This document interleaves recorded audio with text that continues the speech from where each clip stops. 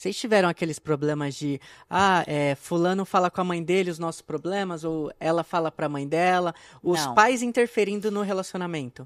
Eles gostavam de interferir, né? Todos Mas eles. vocês, como que vocês lidavam com Mas isso? era assim. A gente foi bom em tratar isso. Nós combinamos que os problemas com a minha mãe eu resolvo, e os problemas com a mãe e o pai dele, ele resolve. Para que nunca um fique com raiva do outro. Então, ele nunca chamou a atenção da minha mãe. Ele falava comigo, olha, sua mãe fez isso aqui. Aí eu ia lá, mãe, não... brigava com a minha mãe, não sei o quê, mas eu sou a filha. Ela não vai parar de falar comigo. Agora, se é o genro brigando, aí começa aquele impasse. Então, isso é uma boa, excelente dica. Olha, seus pais, não sei o que, deixa que eu vou falar com eles. Aí eu falava pra ele, Tiago, olha a hora que seus pais estão vindo aqui em casa. Sem avisar. Sem avisar, Tiago. A Júlia tá dormindo. Eu não Quando a Júlia era pequena, tá Aí com eu falava 16 assim, anos hoje. eu não vou deixar eles tirarem ela do berço. Aí isso dava briga. Aí ele tinha que ir lá Aí eu que conversar ia com resolvia. ele. Pai, poxa, não pode vir essa hora sem me avisar. A Júlia era pequena, hoje tá com 16 anos. A Júlia tá dormindo, Como se pai. ele que tivesse feito a observação, sabe? Entendi. Não que a Janine me falou, não. Isso é outra coisa, das poucas coisas que a gente acertou, como alinhamento de expectativa que a gente acertou, foi isso. Foi, nossos pais não vão se meter na nossa vida, a gente casou, nossa família, eu, você e as crianças, e cada um cuida dos seus pais. E a gente cuidou, isso aí a gente nunca errou, graças a Deus. E tivemos ótimo relacionamento com eles. Pois é. Minha mãe já faleceu, a mãe dela já faleceu, mas tivemos ótimo Todo mundo relacionamento. estava bem, inclusive eles, né? Inclusive, Minha mãe com a inclusive mãe. meus pais com os pais dela. Tem uma história do miojo, será que vocês podem contar pra gente? Isso já é anos depois. Porque é o seguinte, a gente casou em 2005, aí no final de 2005 eu comecei uma empresa de turismo, e até 2007 eu só sobrevivia. Consegui um dinheirinho aqui, um dinheirinho ali, com a empresa de turismo. Mas em 2007 eu conheci Israel. Eu falo muito sobre destino, né? Deus me apresentou um cara numa feira de turismo. A história é muito bonita, mas é longa. Eu não tinha nem dinheiro para ir na feira de turismo. Eu tinha R$7 para botar no carro de gasolina. E fui no horário errado. Fui 9 horas da manhã, a feira só começava 2 horas da tarde. Lá no Rio Centro, Lá no né? Rio Centro, no Rio de Janeiro. Não tinha como voltar. Abave, o nome da feira, para quem conhece. Você foi sozinho nessa? Fui eu e Lucas. Não, mas na viagem de Israel, a primeira? Ah, sim, fui sozinho. Aí você foi sozinho. Aí Depois nessa eles viagem- convidaram, vem com a sua esposa. Exatamente. Nessa viagem, nessa feira, eu conheci um cara. Falou, você já conhece Israel? Eu falei, não, você tem que conhecer para você poder vender Israel. Que eu vou até hoje, já fui 51 vezes a Israel. Esse cara me convidou, aí eu fui sozinho. Fiquei encantado. Falei, Janine, o negócio é maravilhoso. Tudo pago pelo homem, pela Tudo pago agência pelo do homem. Aí ele falou assim, vem com a tua esposa agora. Mandou a gente pela Itália para conhecer o hotel dele em Roma. Depois mandou para Israel. A gente voltou encantado. Ele falou assim, por que você não traz um grupo por ano? Mas eu era tão trabalhador, graças a Deus, isso é uma coisa que a gente sempre fala, você é muito trabalhador, que a gente levou uns 3, 4 grupos Aí começou. nos primeiros meses. Comecei a gente viu visitar, que- comecei a usar minha que davam pouca dinheiro, né? influência. Davam Eu falei, dinheiro. isso que dá dinheiro, cumpre meu propósito, que é levar pessoas para se aproximar de alguma forma de Deus e eu ensinar alguma coisa. Na época eu não tinha toda a revelação do meu destino, né? Mas já sabia que eu estava cumprindo alguma coisa do meu destino. Começamos a trabalhar. Só que em 2014, 2010 a gente já estava muito bem. Aí eu já tinha comprado apartamento na Barra da Tijuca, que é um bairro chique do Rio. Júlia já tinha nascido, a gente já tinha carro do ano. José Tava também. tudo bem. José nasceu em 2012. Tô falando 2010. Ah, 2010. 2010, quando a gente se mudou pra Barra. Aí 2012 nasceu o José, tava tudo bem. 2013 tudo bem. 2014 veio uma sequência de eventos que quebrou a gente. Um deles é que quando a gente começou a ganhar dinheiro com a agência movimentava muito dinheiro, mas aquele dinheiro não era nosso. Então era muito difícil. Por quê?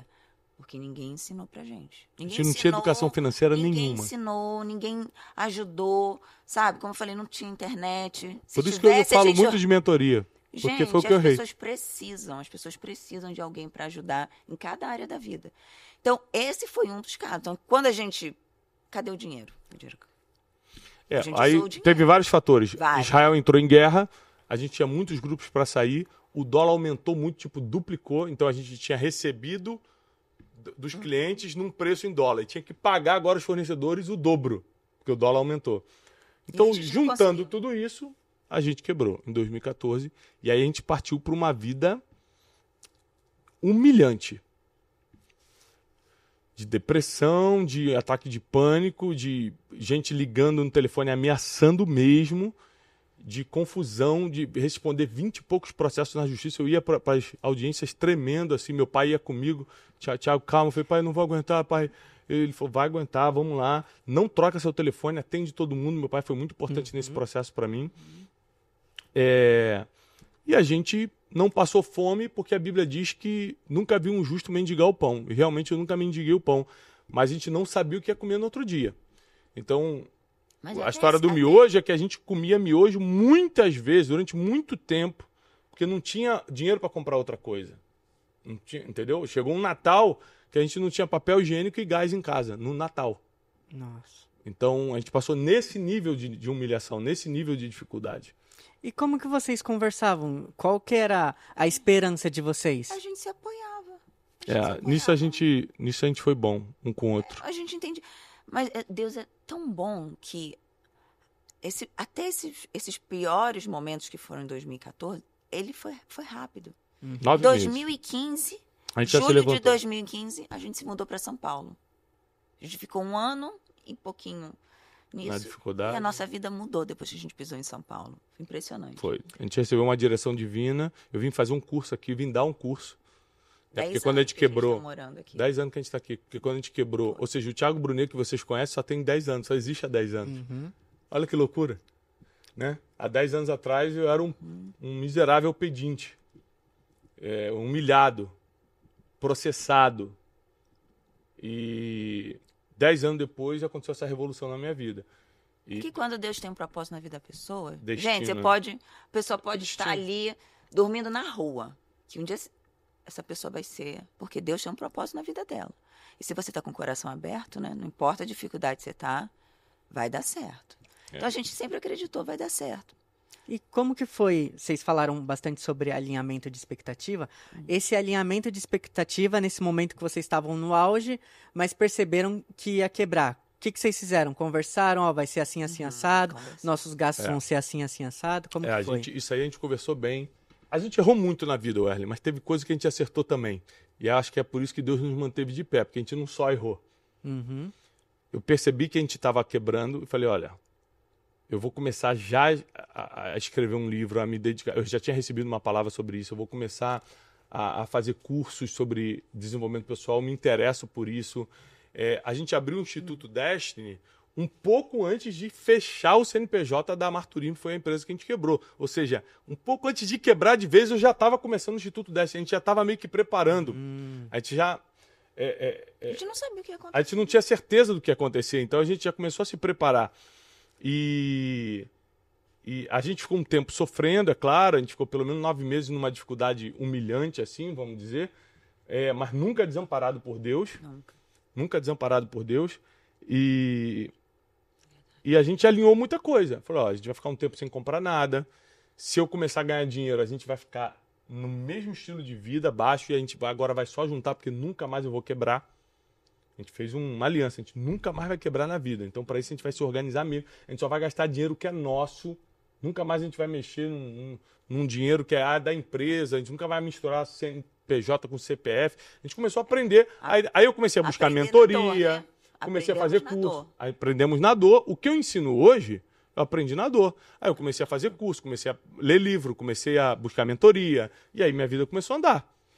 E aí uma das coisas que aconteceu, que eu recebi um convite para vir dar um curso em São Paulo. E nesse curso em São Paulo, tinha 12, 13 alunos. Um deles falou, cara, você não quer atender meus diretores? Eu te pago tantos mil reais para você atendê-los. Eu falei, Janine, em São Paulo tem oportunidade de fazer dinheiro. E aí eu recebi um convite tanto profissional quanto um ministerial, que era para estar numa igreja.